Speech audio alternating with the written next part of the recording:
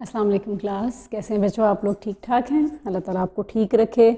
یقیناً ہم نثر کو کر رہے ہیں، تو مجھے یقین ہے کہ آپ اس کو ساتھ ساتھ تیار کر رہے ہوں گے۔ کوئی پرابلم آتی ہوگی تو یقیناً آپ بک کی ہیلپ بھی لیتے ہوں گے، ویب سائٹ پہ جاتے ہوں گے، وہاں سے بکس بھی لے سکتے ہیں۔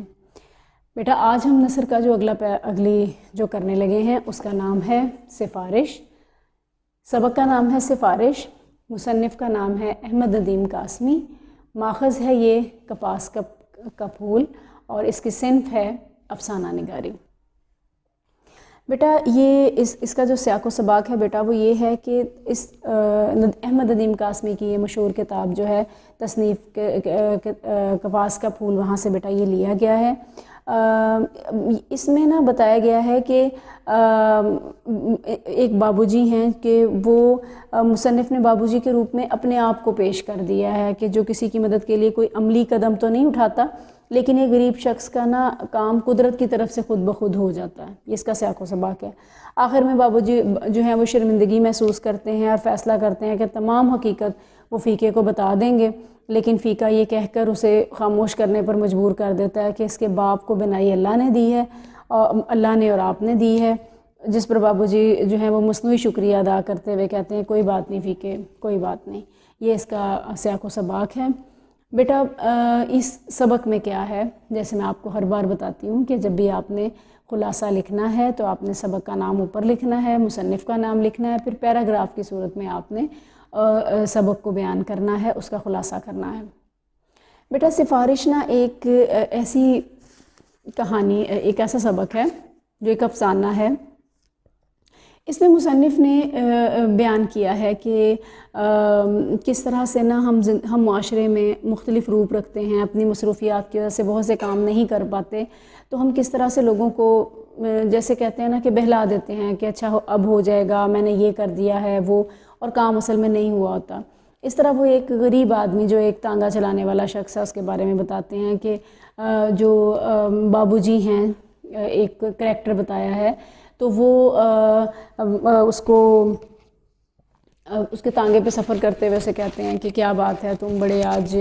وہ ہو، چپ ہو، کیا تمہارا مسئلہ ہے؟ تو اسے وہ کہتے ہیں کہ جی بابو جی کیا میں آپ کو بتاؤں کہ میرے والد صاحب کی نا نظر چلی گئی ہے، اور کسی سے لے کے دارو ڈالا تو وہ آنکھیں بالکل ختم ہو گئی ہیں۔ تو اسے کہتا ہے کہ اچھا تم ان کو لے کے ڈاکٹر کے پاس جاؤ۔ وہ اس کو لے کر ان کے کہنے پہ ڈاکٹر کے پاس لے کے جاتا ہے، وہاں اس کو کوئی نہیں پوچھتا، بیچارہ باہر ہی رہتا ہے۔ وہ پھر اس کے پاس آتا ہے، وہ کہتا ہے اچھا انشاءاللہ میں ڈاکٹر سے کہوں گا، فون کرتا ہے، ڈاکٹر نہیں ملتا۔ اس کے کام خود بخود ہی ہوتے جاتے ہیں، اس کو ایک ہاسپٹل سے دوسرے ہاسپٹل میں ٹرانسفر کر دیا جاتا ہے۔ پھر آخرکار اس کے باپ کا آپریشن ہوتا ہے، ایک آنکھ کا، دوسری آنکھ کی بھی بنائی چلی جاتی ہے۔ تو لیکن جو بابو جی ہیں اس کو اپنے روزمرہ کاموں میں، آفس کے کاموں میں، گھر کے کاموں میں اتنا ٹائم ہی نہیں ملتا کہ وہ اس کی سفارش کر سکیں۔ تو وہ اس کے بعد اور فیقہ ہر روز ان کے دروازے پہ موجود ہوتا ہے کہ جی یہ مسئلہ آ گیا ہے، وہاں بھیج دیا ہے، وہاں پیسے بڑے لگتے ہیں، میرا آنے جانے میں اتنا کرایہ لگتا ہے۔ تو بابو جی بہت شرمندہ ہوتے ہیں کہ ہاں ان کو فیقے کو دیکھ کر یاد آتا ہے کہ میں تو اس کا کام کرنا بھول گیا ہوں۔ تو وہ کوشش کرتے ہیں کہ وہ اس کا کام کر دیں، لیکن پھر کسی نہ کسی مصروفیت کی وجہ سے وہ اس کے کام کو بھول جاتے ہیں، اور آخر قدرت جو ہے وہ خود ہی اس کا کام کر دیتی ہے۔ تو اس کو ایسے لگتا ہے کہ شاید یہ سب کچھ بابو جی کی طرف سے ہو رہا ہے۔ تو ایک دن جب وہ فیقہ ان کے دروازے پہ آتا ہے اور ملازم آ کے ان کو بتاتا ہے کہ جی فیقہ آپ سے ملنے کے لیے آیا ہے، تو بابو جی کہتے ہیں کہ تم نے بتایا تو نہیں کہ میں گھر پہ ہوں؟ کہتا ہے جی میں نے بتا دیا ہے۔ تو وہ اس کے پاس یہ سوچ کر جاتے ہیں کہ میں آج اس کو حقیقت بتا دوں گا کہ فیقہ میں تمہارے لیے کچھ نہیں کر پایا، میں مصروفیت تھی یا میں بھول جاتا تھا، تو میری یہ مجبوری ہے۔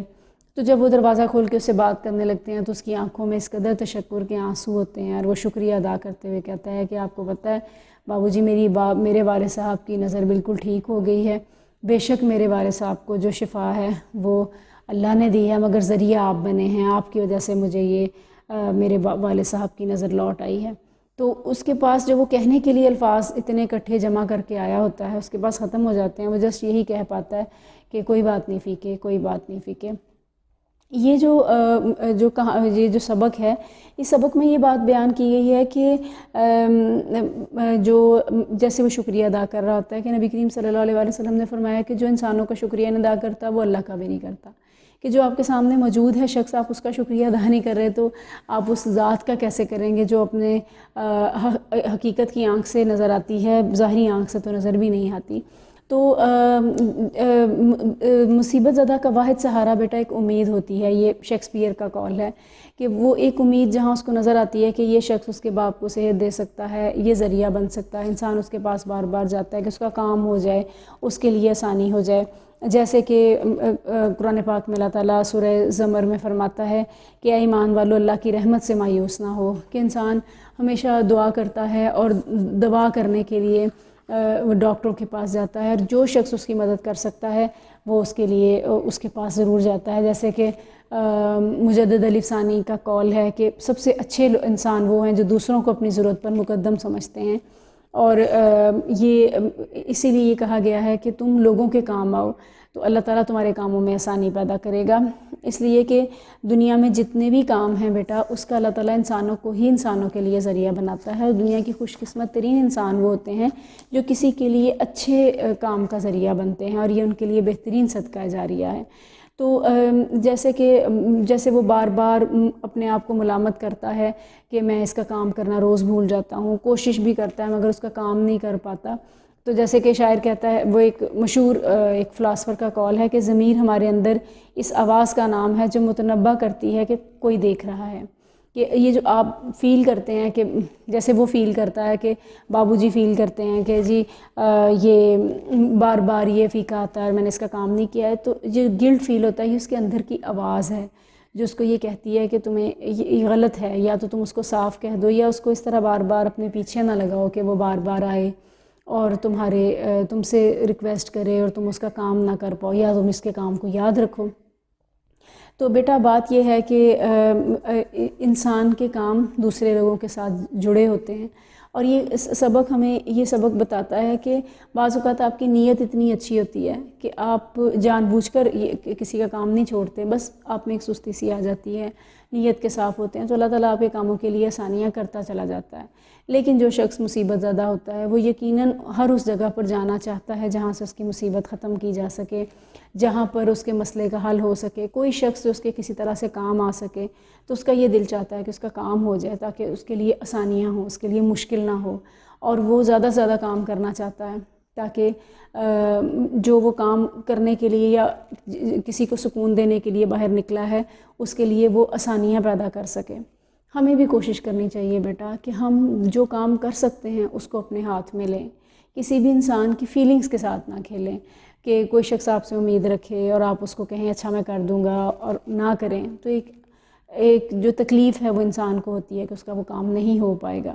تو آپ خود بھی اپنے آپ کو ایک اتنا سیٹسفائیڈ فیل نہیں کریں گے کہ اس لیے کہ کوئی شخص جو مصیبت میں ہے وہ تو آپ کے دروازے پہ روز آ جائے گا کہ میرا یہ مسئلہ ہے، کر سکتے ہو تو ضرور کرو اور کوشش کرو کہ لوگوں کے کام آؤ، کرو مہربانی تو اہل زمیں پہ، خدا مہرباں ہوگا عرش بری پہ۔ بیٹا یہ آپ کا آج کا وہ تھا، آپ کا یہ لیسن تھا جسے میں نے بیان کیا ہے، آپ کو امدادی چیزیں ساتھ میں نے بولی ہیں، بتائی ہیں، وہ آپ اس کے تشریح میں لکھ سکتے ہیں۔ آپ نے ہیلپنگ بک آپ کو ضرورت ہو تو آپ اس میں سے بھی امدادی چیزیں لے سکتے ہیں اور اس کو استعمال کر سکتے ہیں، ٹھیک ہے بیٹا؟ اللہ تعالیٰ آپ کو خوش رکھے۔ آج کا آپ کا یہ لیکچر جو تھا وہ ختم ہوا، ٹھیک ہے، جو کہ ہم نے آج سفارش پہ کیا، احمد ندیم قاسمی اس کے مصنف تھے، ٹھیک ہے، اس کو ساتھ آپ نے تیار کرنا ہے تاکہ آپ کے لیے مشکل نہ ہو، ساتھ ساتھ اپنے MCQs بھی تیار کرتے جائیں، خلاصہ بھی، سیاق و سباق بھی، تاکہ حصہ نثر میں بھی آپ کو آسانی رہے۔ اللہ تعالیٰ آپ کو خوش رکھے بیٹا، آسانیاں دے، آسانیاں بانٹنے کی توفیق عطا فرمائے، ٹھیک ہے، تھینک یو سو مچ، اللہ حافظ۔